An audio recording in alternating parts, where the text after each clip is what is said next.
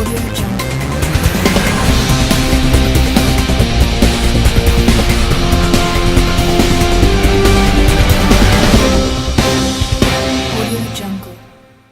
good afternoon. The Youth Football Super League, Bermuda Super League, is a competition that has been organized as an initiative to provide a consistent development opportunity primarily for players and coaches within a vibrant and competitive setting. The competition is built on three main pillars of youth player development, professionally structured environment, and education and knowledge sharing for players, coaches, administrators, and the general public. With regards to youth player development, through the Super League, we aim to make a significant contribution to young players' progress by gaining experience of regularly playing in a competitive environment. With regards to organizing the Super League within a professionally structured environment, our idea is to create a professional environment for an experience that is exciting and highly motivating to players and fans. With regards to education and knowledge sharing, the Super League concept is to provide experience, training, and information on and off the pitch for players, coaches, and parents, including access to schools with focus on social development, health and nutrition, coaching, refereeing, and administration. Young players play football for fun and ambition, and with visions of their favorite players playing in their favorite competitions in their heads. With this in mind, we brainstormed on what would be required to build an environment that the young players can relate to based on what they know from what they see on television, the internet, and social media. We started with the idea of relating to the professional environment with the competition being held at the National Sports Center, primarily for the top quality of the pitch and the professional eye-catching goals. This then led to the addition of other professional football components and developmental behavior rituals. We have been in detailed discussion with the Bermuda Football Association with regards to this competition and its goals and concepts, and the Bermuda Football Association have accepted the Super League as something that adds to their football goal of providing opportunity for player participation and development in an exceptional environment. We strongly believe that optimal player development occurs through high-quality coaching, proper pitches, and facilities and high-quality competition. When one of these components is compromised, the goal of optimal player development is also compromised. We are pleased and excited to present the Youth Football Super League Bermuda Super League. You've already had games going on, but now you're coming up to the announcement. Were you just fine-tuning things to ensure that things were running as smooth as you would have liked it to, given the start? Yes, we wanted to get started. A lot of things happened in a kind of, it's been a long time since we first started to talk about it, but then everything kind of came together very quickly in terms of getting started and what date we wanted to get started.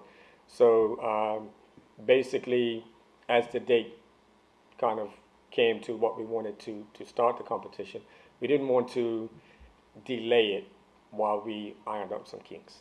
We wanted to get started, and at the same time we can build gradually to the level that we actually want to go to. So it's been good doing it because getting started has kind of shown us some things that we envisioned that we wanted it to go to initially that maybe we had to kind of change a little bit as well. So far it's been embraced by the players and parents. And you know, I think the public can look out for even bigger things because we have a lot of concepts that we're going to be implementing. But it's important to note that I think, in short, had we tried to cross all T's and dot all I's, we might not have gotten started before the 2022 World Cup, probably. You know, so we wanted to get started, and you know, it's been great that we've started it. Mark, how does this fit into the Bermuda Football Association's strategic plan? Well, certainly always looking for opportunities to play more football.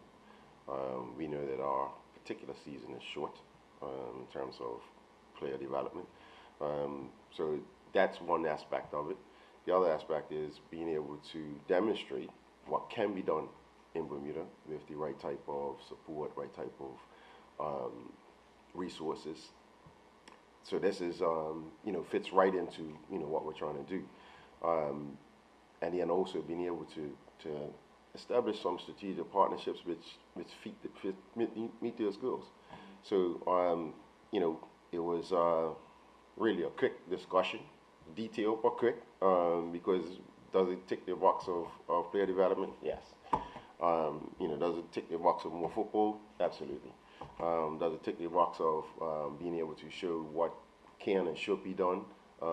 Absolutely. Ticks the boxes. So it just ticked off a whole lot of boxes, and we're just happy to be here, be a part, be able to sanction the event, and hopefully, with the support of certainly the BFA and then the corporate community, the event can grow. Kenny, you guys have set this bar quite high, with so many things happening in such a short space of time. We're in the grand scheme of things, obviously you want to grow even bigger, but looking at it, you guys have been talking from the outside look again. Where can it go from here? I mean, where do you foresee it in say 5 years? Yeah, basically a situation where all of the clubs, in particular the A teams of those clubs, can look forward to a consistent, high quality and competitive competition for an extended period of that season. For example, we currently have an exceptional competition in Bermuda for youth football in Kappa, and that's for one weekend. So what we want to do is to provide this sort of environment, if you will, and competitive element on a consistent basis for a number of months throughout the season. And then further to that, not just the elite teams of each club, but also, let's say, for B and C teams. So for the A teams, the concept would be more like a Champions League concept. And for the B and C teams, the concept will be more of a Europa League concept. So we want as many participants as possible to have the opportunity to compete, and through this competition to grow as players, and then also as coaches, and in a very vibrant and exciting environment. So for now, we have of course, we wanted a really good surface, because it's important that the players get to play on a high quality surface to enhance their technical and tactical skills. The eye-catching goals, really professional goals that kind of bring a different, I guess, excitement to the whole environment. And then further to that, through our partners, future partners, that the concept of the professional environment with top quality billboards.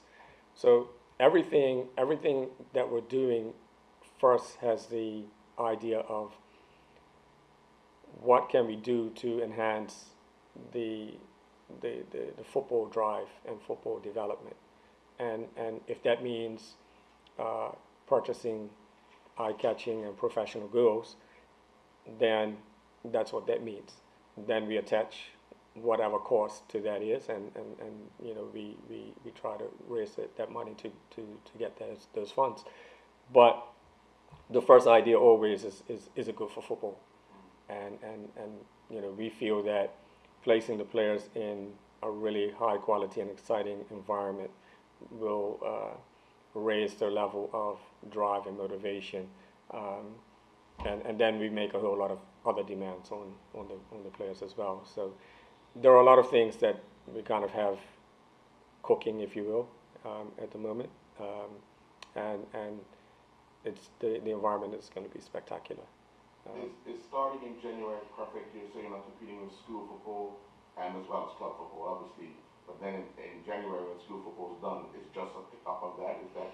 Yeah, certainly. I mean, there were kind of other reasons for starting in January, but now that we've started, yes, we can see the positive impact of starting in January, because it doesn't clash with school football. Then just around the corner is the end of the regular Bermuda Football Association season, and then we continue until the end of June. So looking at it, and we kind of reached this conclusion because we've started that it's actually a good thing to start in January. To start in September, then we have some other issues, namely school football, and also the National Sports Center. Of course, there would need to be a significant break because of the Rugby Classic. So in this case, it can be a lot more consistent starting in January. And what will the format be, and how many teams are going to be involved, and what age groups? Yeah, we actually had planned for a maximum of 12 teams in each age group, under 9, under 11, and under 13, and a maximum of 8 teams in the under 15 division. So in each of those divisions, we're just below those numbers. So in one division, we have 9 teams, and another we have 8 teams, and so on. So basically, the basic format is for each team to play each other in a league format, and then the top 4 teams of that round robin then go to a semi-final knockout stage, and then the winners play in the final. So basically, the other thing, the format is that it's all 7-a-side for each of the categories, but the 9s and 11s, they play on a smaller pitch than the 13s and 15s. So we have the schedule concept where they play every other week. So 9s and 11s will play one week, and the following week will be 13s and 15s. So it alternates like that. Again, first of all, the concept behind that was that we wanted the players to kind of miss a week, and therefore get excited about when their week came. You know, it's just human nature. Sometimes if we get it every week, then it becomes a little bit boring to the players. So the idea was to kind of have it every other week so that they miss a week. They get to train, they get to build up a little bit of excitement, and then they're ready to go during that match day. And is it weekend matches or midweek matches? No, it's the matches this season are on Mondays. So the competitive matches are on Mondays, and then we also have a sort of supplement to the competition with B and C teams that then play friendly matches on Wednesdays. Have you been encouraged with the feedback you got from local clubs? Yes, for the most part, the clubs have been interested. Certainly the clubs that are involved at the moment. There are some clubs who didn't participate for various reasons, because it wasn't a part of their original kind of season plan. So things came about very quickly, and so they didn't want to commit. But every club that we've spoken to has said that for sure next year they want to be able to do it. So for the start, to get 75 to 80% of the number of teams that we wanted in the competition is fantastic, and we feel strongly that it's only going to grow in terms of participation next year. And who should I refer to being behind it? Obviously you're involved, you mentioned Andrew Baskin. Yeah. Who should I refer to, and obviously it's conjunction with the BFA, but who do I refer to as being kind of overseeing the competition? Yeah, basically it's Andrew and I, who are the main kind of brains behind it. We have Henrik as well, and the 3 of us spent a lot of hours basically just talking about this since last April, about what we could do with youth football. How long is the BFA league, the youth league? Does that finish in January? The BFA league will finish the week before the Kappa tournament. We always line it up that way. So do you see this as a seamless sort of continuation to give kids competitive matches when usually that kind of, I guess, won't be doing too much now until? Sure. I mean, the idea technically we're trying to get to playing 9 months of football, if we're honest, and we're 3 months away from that. So this certainly helps to build on it, and the fact that the competition actually starts in January does give a little seamless transition over to the youth Super League. So again, it's just a no-brainer for me, really. And once we start ticking off the boxes, it just became obvious that this is something that really we can start to do some development of the players based on Ireland. I think, as you guys know, we have a lot of players off Ireland, college, prep school over in the UK who participate in our international teams. So the base of our international teams is on Ireland. So how can we get them better competition? Certainly. And this is a way of really improving the on-island base of players. What time matches start? Kickoffs are scheduled for 6, 7, and 8 p.m. At the moment, the under 9s and under 11s, their kickoffs are currently 6 and 7. And then, like tonight, we have the under 13 and under 15. So there's one match that kicks off at 8 p.m. At Northfield or main stadium? The Northfield, yeah. There was a lot of talk years ago, take you back, where Kenny and Andrew could never get along. Is this quiet orders, street rumors of Kenny and Andrew working together in harmony to help move football forward? Yeah, for sure. I mean, it's amazing because some things that were said were a lot of surprise to Andrew and I. Mm-hmm. You know, we've always been cordial to each other. I went to play for Village because of Andrew. He was the coach at the time. So, yeah, I think I don't know, it's normal, I guess, that people Manufactured. That's what people I'm say for. things that they have no idea, and then if one person says something, it might have been that somebody somewhere said they saw Andrew and Kenny talking at BA one day, and by the time it gets to the 10th person, is that they were arguing, and then it takes so. No, I don't know where that most of it came from. I don't care, to be honest. People say a lot of things that are untrue, and we just do our work. So maybe if this helps to quiet those rumors, then fine, and if not, then that's also fine. Does Andrew help with BA now? Is he involved in coaching? Yeah, he's working with the first team. Yeah, so yeah, I mean, it's been fantastic. We're working very close together. Obviously, in previous years, we haven't worked together, but that had nothing to do with any animosity. Just that, he works at BA and I work at ABC. Pep Guardiola works at City and Mourinho works at United. It seems that it seems at the moment, maybe I'm wrong about this, but it seems that at the moment there's been quite a lot of harmony, I suppose, between, more so than there has been, certainly since I've been on the island, there's often this tribal element. It seems at the current time there seems quite a harmony between coaches and Bermuda football, things coming together. Is that fair to say, do you think? Or am I Yeah, I think that one thing I've said, in recent years, I guess maybe the last 2 or 3 years, is that we have a different generation of coaches now who are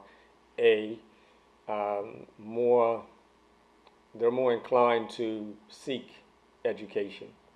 I think previously, if I go back to when I was youth director at Bermuda Football Association, then we had a different coaching mentality. You had coaches that would ask the question, why should I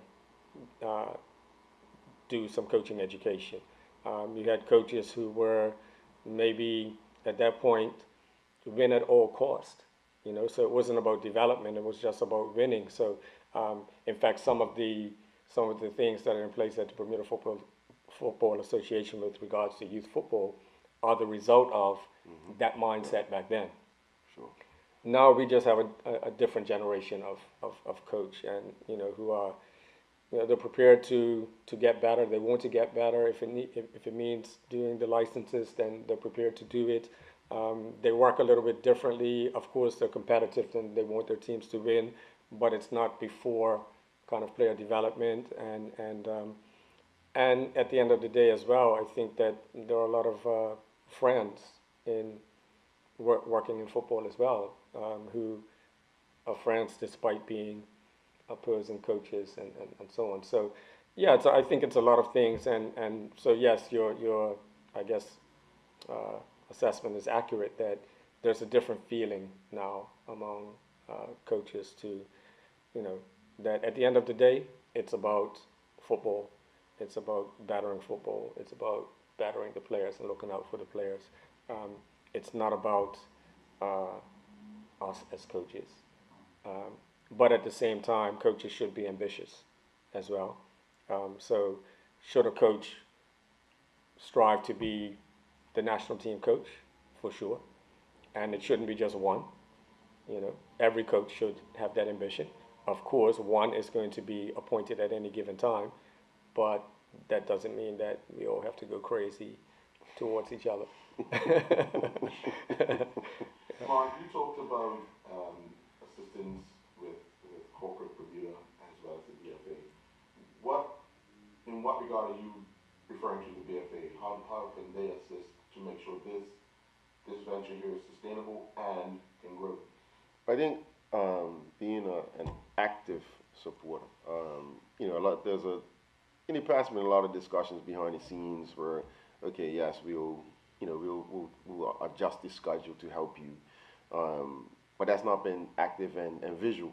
And I think for the BFA to be visually supportive and putting out an official sanction of an event, now you can go to businesses and say, listen, the National Sports Governing Body sanctions this event, and fully supportive of everything that we're doing. I think that's important. I think that's an important step to make. I think it's also important, you guys touched on it, about the different factions. And it's also important for us to eradicate that thought process that, there's this faction over here and there's this faction over here and then there's this BFA over here. That is another thing that I think is very important that we eradicate. Because, there's overtures. They happen. And they kind of do the wrongs in the corporate community. And that's just not what it is. I think we're all focused on the players. I think that's important. I think we have to all remember that it's all about the players. And the better they get, the better we all look. To be honest, that is also the show. But so on that aspect, support from the BFA thing is important. And then we just have to throw away all the nonsense and rise above it. And that's one of the things I think is important for us.